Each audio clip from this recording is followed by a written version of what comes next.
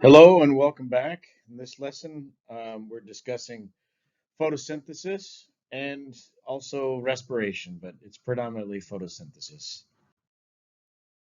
I always like this picture. I don't know, it's somewhere in Asia. Shows a tree growing on an old ruin, and I just think it's amazing to see how slowly this tree is taking over the building, and all that growth is driven by the sun, right? And in this day and age, we're all very cognizant of energy and carbon dioxide and all that sort of stuff.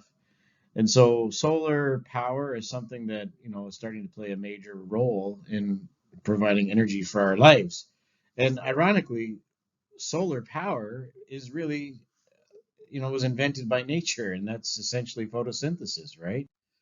Um, to give you an idea of just how much energy hits the earth, this statistic shows, or this sort of analogy to give you a perspective, says that there's more solar energy strikes the Earth in 1 hour. So if we looked at, the sun is shining at the entire planet and it's illuminating half the planet. If we added up all the solar energy that's hitting the Earth at that time in 1 hour, that's equivalent to all the energy used by all human activity for one entire year. So that shows you how much potential energy is available in the sun, right? And why solar power can offer such a realistic solution to our energy needs. Uh, in the PowerPoint slides, not this video, but in the PowerPoint slides, you can click on these links and they'll take you to some really cool research where scientists are trying to recreate what nature does effortlessly every day. And they're trying to recreate photosynthesis in a vial and, able to make something that converts electricity or sunlight and water right into hydrogen that can be used for making electricity or for burning in a car engine or something like that. Pretty cool stuff. Another interesting slant on horticulture is the idea of growing algae to make biodiesel. There actually was a business up in the London area that had a big greenhouse that was using animal waste as a nutrient source and growing algae in tubes. And then I don't know if you've ever slipped on algae in a puddle. I'm sure some of you know what I'm talking about. Algae is pretty slippery, and that's because it's full of oil. And so they were growing algae in these tubes using sunlight to fuel them with photosynthesis, and then they would harvest the algae and purify the oils and make biodiesel. And I think for now that the price of gas is high, these kinds of businesses become even more viable. So, anyways, there's definitely solutions out there for humanity, and we just have to sort of show some initiative. But, nature has shown us the way with photosynthesis. So, photosynthesis is where the plant takes water and carbon dioxide and using the power of the sun produces sugar and oxygen. It's important to note that for the most part, oxygen is a byproduct. The plant lets a lot of it escape, at least up top in the leaves. But the sugar is the main outcome that the plant is after. And when we, what do we need for photosynthesis? Well, we need sunlight. And this chart, I don't want to get into it too much, but what it does show, and a lot of you show interest in LED lighting and stuff like that, but the chart on the right is trying to demonstrate that there's different peaks that photosynthesis is most effective with, and that's in the blue and red spectrum, and that's why a lot of LED grow lights are sort of purple, or what I call plinkle, or plurple. I don't know, whatever. And that the idea being that the chlorophyll that is responsible for harvesting the sun's energy is absorbs more in the red and blue spectrum. So, anyways, we need sunlight, and sunlight is also, as you're probably acutely aware right now, because it's the days are getting shorter constantly. We just had our time change back to normal, but in December we got these really short days, right? So sunlight is important, and photoperiod is important. So long days versus short days, things like that. The other thing that we need is water. We sunlight is essentially used to split water. So if we don't have enough water, we can't make any energy with the sunlight. So essentially, the real magic of photosynthesis is where we split water into oxygen and electrons and hydrogen atoms. That process is magical and mysterious in how it happens in plants. Uh, they're able to do this at very low temperatures, relatively speaking. And only now in recent years have we come up with fancy catalysts that are somewhat like photosynthetic apparatus. But essentially, the sunlight that provides the energy to split water, we call it splitting, into hydrogen, oxygen, and releasing electrons. Ultimately, we need carbon in the form of carbon dioxide, right? Is what we stitch together to make sugar. And carbon dioxide being the source of carbon. And this is, of course, a really big issue these days. Now we got stuff in the news all the time about CO2 and climate change and stuff like that. But plants absorb carbon dioxide, and that's fantastic. That helps us keep carbon dioxide in check. There's certainly a lot of interest in carbon in the farming industry as getting carbon credits, for example, sequestering carbon in the form of biomass, as we call it, which would be like plant material. So we need sunlight, we need water, we need carbon dioxide. And lastly, and I'll only mention this briefly, this part of the lesson, but you need some temperature. So as a rule, the minimum of 7 to 8 degrees Celsius is the lowest point where photosynthesis actually happens. As for the max, that really depends on the plant. We'll talk about that towards the end of the lesson, but some plants are better adapted to high temperatures than others. But, typically not more than 35 degrees Celsius for most plant species. Um, Looking more closely at photosynthesis, and I don't want to get into too much here with respect to the biochemistry, but essentially we have the sunlight providing the input energy to split water to make electrons and protons, and oxygen is a byproduct.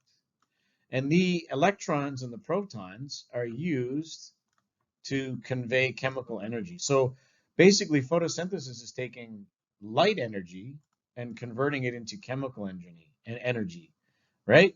And the energy that is produced is carried over using these two molecules, NADPH and ATP. Again, we're not getting into the biochemistry, so don't get too stressed out here. But the energy that is chemical energy is carried over to what's called the Calvin cycle. And this is in the plant cell where the plant is taking in carbon dioxide and using the chemical energy to convert the carbon dioxide into sugar. So essentially it stitches all these carbons together, making a more complicated carbon-based molecule that we know as glucose or sugar. So here's sort of a raw chemical formula: 6 water molecules, 6 carbon dioxide molecules produces 1 glucose molecule and 6 oxygen molecules. Right? That's what's happening in photosynthesis and the Calvin cycle. So there's photosynthesis. Now, opposite to photosynthesis is respiration. Now, if you notice, I flipped this with its fancy little rotation because this is actually the same reaction traveling in reverse, right? So with photosynthesis, we're producing sugar, and with respiration, we're consuming sugar. So here the sugar is being burned. It's being combined with oxygen, and it's being burned and producing water and carbon dioxide. And right now, as you're sitting there breathing, you are undergoing respiration, and you're bringing in oxygen, and your body's consuming glucose, and you have moisture coming out of your breath and carbon dioxide coming out of your breath. So respiration is the process of sort of combusting or oxidizing sugars to make energy, and the byproduct is carbon dioxide and water. So photosynthesis, water plus carbon dioxide makes sugar and oxygen. I don't want to get too complicated here. Respiration is the opposite, where we take oxygen and sugar and we produce water and carbon dioxide. And if we look at some plant organelles, we have chloroplasts, which is the green little objects inside plant cells that have chlorophyll in them. And they take the light energy and produce glucose and oxygen. And then there's other organelles in plant cells called mitochondria, where these two inputs are combusted or burned essentially, and that produces energy, which the plant can use to get things done. And the byproduct is carbon dioxide and water. So it's kind of like a circular little ecosystem here, right? Now, plants typically are still required to bring in fresh gases. It's not like they can undergo perpetual motion, right? If a plant grows, that means it's accumulated mass, and that's only happened by bringing in carbon dioxide from outside. As we'll see at the end of the lesson when we look at different types of photosynthesis, there are some plant species that can undergo zero growth and just idle. So they don't really grow, they just look at you, and they recirculate the molecules inside, and they can stay alive for quite a long time. Sometimes, years almost. It's a lot of household plants that just barely exist undergo this sort of idling, as we call it. So I've described photosynthesis, which is, synthesizing sugar with sunlight energy, and I've described respiration, where we're consuming sugars in the hopes of making energy for growth. And it's important that remember, and this seems obvious, and you should see a question on your exam about this. Photosynthesis happens during the day and in the green parts of the plant. That should be obvious. But that only happens when the sun is shining, right? So the sun has to be producing light in order for this to happen. So we like to say that photosynthesis happens during the day and respiration happens all the time. That's probably a critical thing for you to keep track of. It's easy to get lost in the weeds or in the details, but respiration happens all the time and in all tissues. And photosynthesis only happens during the day when the sun is shining and only in green tissues. So brown bark, for example, does not have chlorophyll, so it's not going to photosynthesize. So remember, respiration happens all the time, okay? So when the sun goes down, respiration continues, and plants continue to, quote, burn or oxidize sugars as they grow. So respiration happens all the time. An important thing to learn is also that things like fruits, like the vegetables you see at the grocery store, the produce, when you pull it from a plant, it's not like us where if you disconnect our heart, we die immediately. With plants, you cut them with fruits or vegetables, you cut them from the plant, they don't die instantly. They continue to live for quite a long time, and so they undergo respiration. And so we spend a lot of time and energy trying to enhance the long-term storage of produce by affecting respiration. So things like the storage of apples in long-term storage facilities, we try to pump in nitrogen gas or carbon dioxide, and we lower the temperature, everything in an effort to slow down respiration. Oxygen is also a part of respiration, right? Now, roots, which typically are in the dark, don't see any sunlight, so they're not making their own oxygen from water or whatever. They are often exposed to moist conditions. And if you have a lot of moisture in the root zone, they can displace oxygen. And we end up with the plant's roots suffocating, right? And so if the roots can't undergo respiration, they die. We call it root collapse syndrome. In this picture, these are milligrams of oxygen per liter. And when you get down to 2 milligrams per liter, you can see there's very poor root development. The respiration has slowed down and the plants just can't grow new root tissues, and the crop ends up suffering. It's smaller. And in the middle here, we have sort of a normal amount of oxygen in the water, and we have decent root growth. And then here, somehow magically, they've gotten really high levels. I'm not sure how, because it's difficult to get more than just atmospheric levels of oxygen in water unless you use pressure. Sometimes what people do is they'll put hydrogen peroxide in the water, and as hydrogen peroxide breaks down, it releases oxygen, so it will continue to elevate oxygen levels in the root zone. But if you go too far with the hydrogen peroxide, you'll also damage the roots. So temperature is another factor that accelerates respiration. So if the root zone gets too hot, the respiration rate starts to accelerate and you end up with low oxygen levels as well.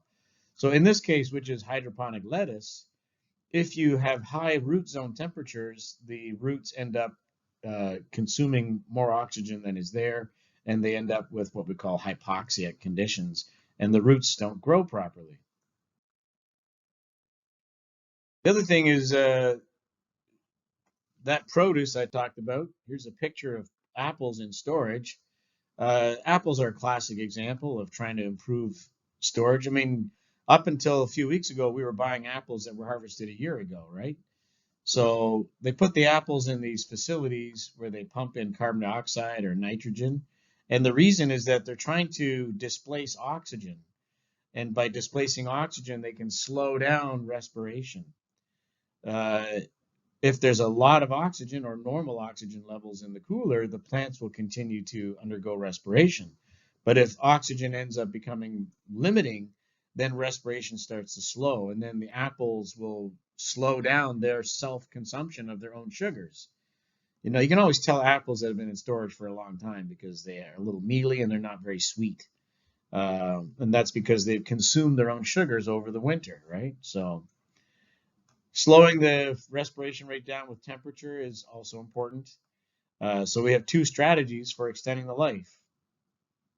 Now, looking at gases with photosynthesis, if we put a plant in a jar, like a terrarium here, and we don't let fresh air in, right, and we shine a light on it, the plants will consume carbon dioxide, right? You'll see the CO2 levels will start to drop, and the oxygen levels will continue to climb. Now, what's interesting about terrariums is that plants can actually exist for a long time inside terrariums, especially if you choose the right plants. But a lot of times there's organic material in the bottom, like peat moss or whatever, and that will actually decay. And as it decays, it also releases CO2. And that CO2 can be fed on by the plants.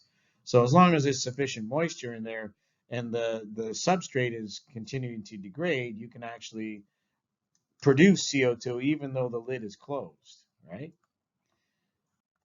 As far as respiration is concerned, respiration, remember, you're consuming oxygen and you're producing carbon dioxide.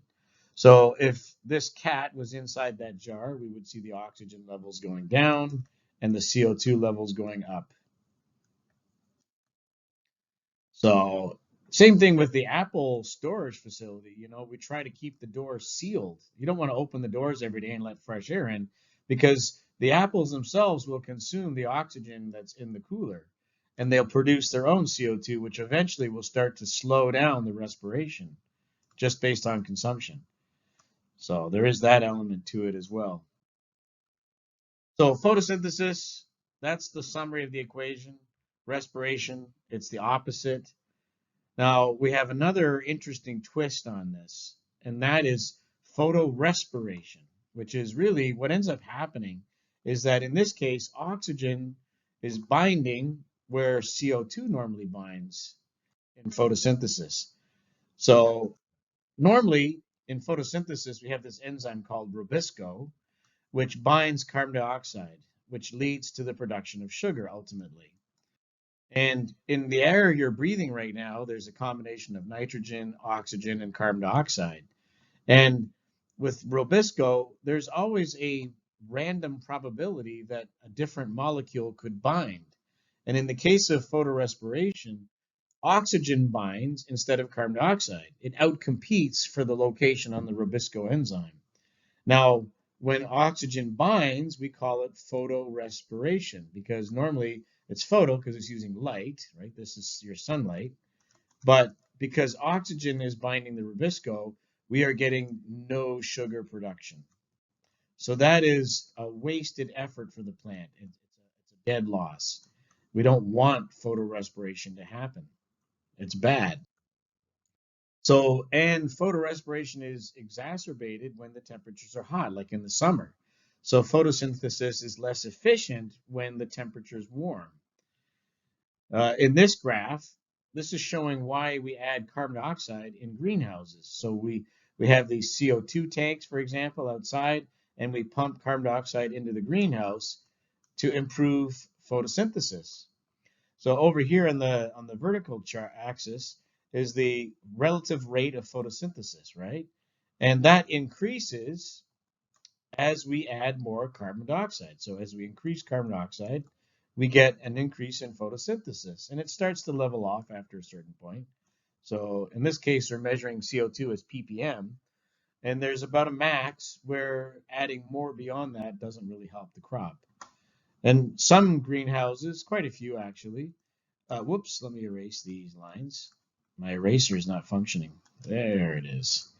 Some of these lines, some greenhouses actually, instead of having bottled CO2, what they do is they have a boiler, and the boiler burns natural gas, and that normally goes up the chimney, and it produces carbon dioxide in the steam.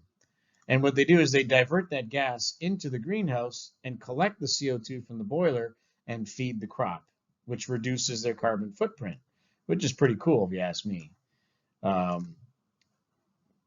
Vegetable greenhouses consume up to 40% of the CO2 that they produce, which is pretty impressive. So by elevating the CO2 levels, if you go back to my analogy of the rubisco, if we have lots of CO2 floating around in the air, the probability of an oxygen landing on the rubisco is reduced. And so we get far less photorespiration by having elevated levels of CO2, which means we make more sugar and the crop grows quicker. So that's an important concept for you to remember. Now, looking at the different types of photosynthesis, there's three main types that we want to talk about today: C3, C4, and CAM. And they each have their own advantage. They've each adapted to a different climatic situation on the planet. The C3 plants, the reason they're called C3 is because carbon dioxide is initially assimilated into a 3-carbon molecule in the biochemistry of what's happening. Now, in a C3 plant, the stomata in the leaves, which are the pores that you've learned about in leaves that open and close to let the gases in and out of the leaves, in a C3 plant, they're open all day. So that means that CO2 is absorbed by the plant during the day. Okay? And they are most efficient under cool, moist conditions or temperate climates. If you get C3 plants, if they're exposed to high temperatures, they are much more likely to have photorespiration happen, so they're less efficient. So they're not well adapted to hot conditions. Some examples are beans, tomatoes, or a maple tree. If you go to a C4 plant, it's C4 again because the CO2 is stored in a 4-carbon intermediate molecule after it's absorbed in the leaf. Now, C4 plants are a lot like C3 in the sense that their stomata are open all day, right?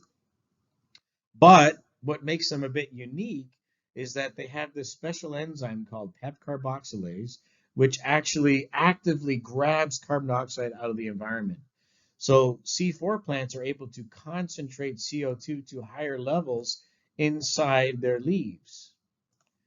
That allows them to increase their efficiency. Just like we were pumping carbon dioxide into a greenhouse, with a C4 plant, they can actually bring more carbon dioxide into their leaves to improve their efficiency. So they're better adapted to hot weather because with the higher CO2 concentration, they have less photorespiration. And corn is the classic example of a C4 plant. There are others, bromeliads. Cleome is an example. Grasses. C4 plants are really interesting plants. Quite a few annuals are C4 plants. And the annuals that are C4 tend to be more robust in the hot, drier climates. They can also, because they concentrate CO2 quickly, they can close their stomata sooner and reduce their water loss. So they're better adapted to drier conditions. Now, if you look at a C4 plant, they have a different anatomy in their leaves as well.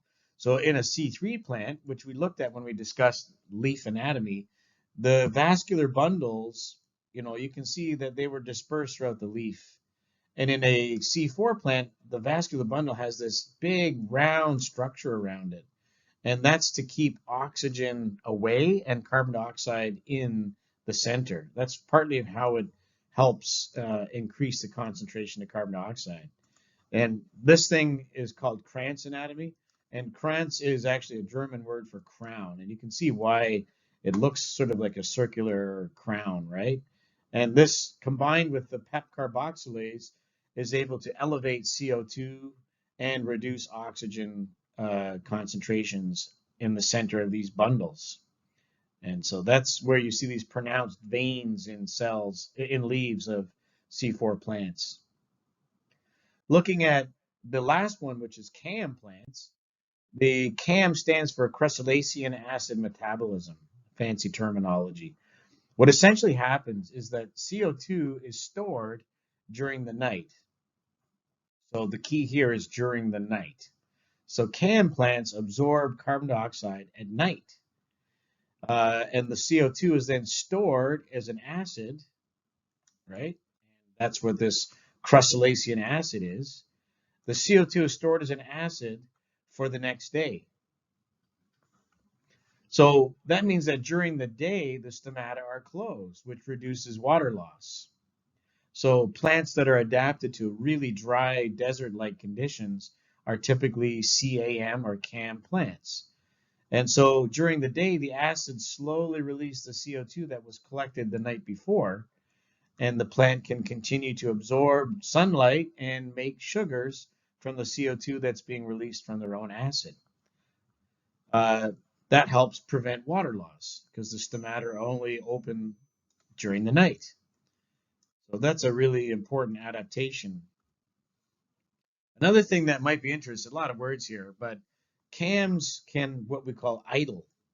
So if CAM plants get really stressed out, they don't actually open their stomata ever, and they just use the oxygen from their own respiration to feed from their own photosynthesis to feed their own respiration.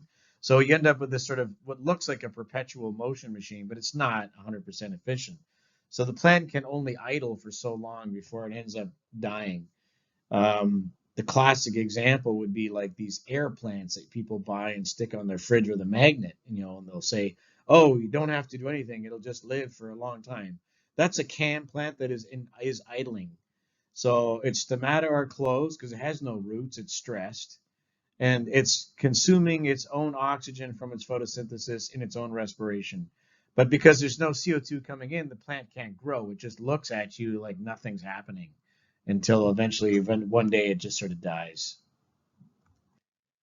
Succulents, agaves, some orchids, these types of plants, bromeliads, they are all CAM plants. Orchids are an interesting one. A lot of times people don't realize that they're CAM plants. A good test question would be, when's the best time to supplement an orchid with carbon dioxide if you're trying to improve its growth rate? And since it's a CAM plant, that should be at night, not during the day.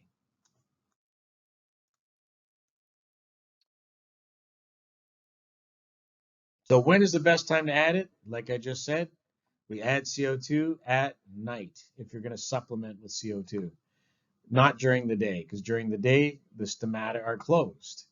So it's important to remember that with a CAM plant, it's absorbing the carbon dioxide at night, not during the day. Now, little science experiment you can do at home. I think you might have fun with this if you want to try it. If you have a syringe, ideally a fatter syringe, what you do is combine some water with a pinch of baking soda, not much, just a little bit.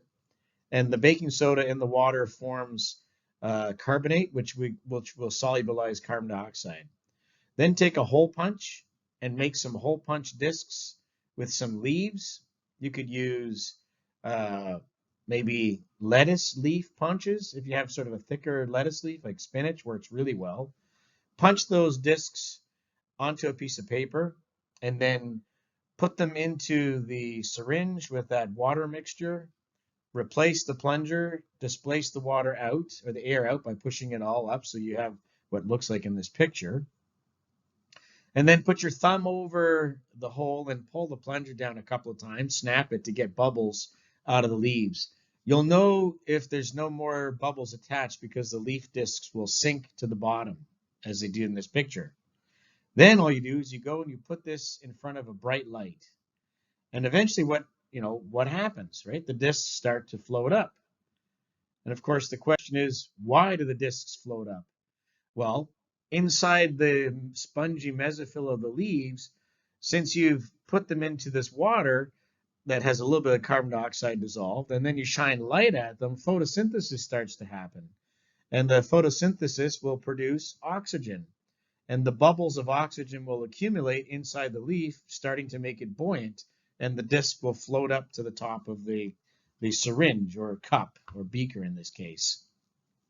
So you can do your own little photosynthetics experiment at home. If you have a hole punch, some lettuce, a bit of baking soda and some water, and a syringe or even a beaker like you did here.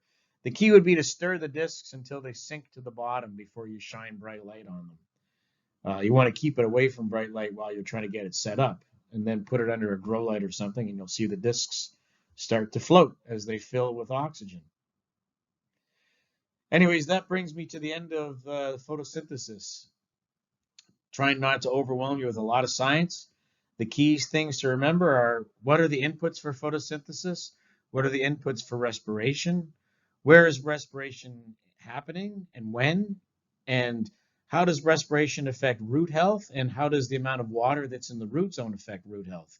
If you add too much water to soil, it displaces oxygen and the roots can't breathe. There's no more respiration, so the roots die.